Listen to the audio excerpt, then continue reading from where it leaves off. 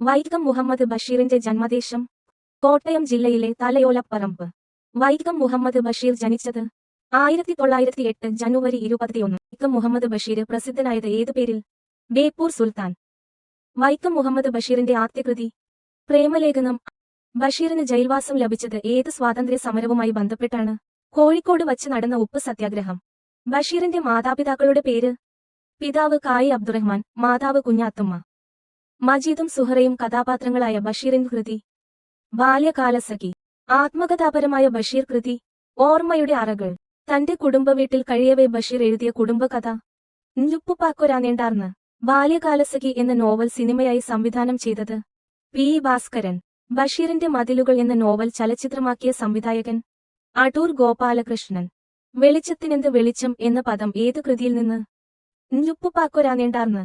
ബഷീറിന്റെ മരണശേഷം പ്രസിദ്ധീകരിച്ച നോവൽ പ്രേം പാറ്റ. ഇന്നത്തെ ചോദ്യോത്തര രൂപത്തില് രചിച്ചിട്ടുള്ള ബഷീർ കൃതി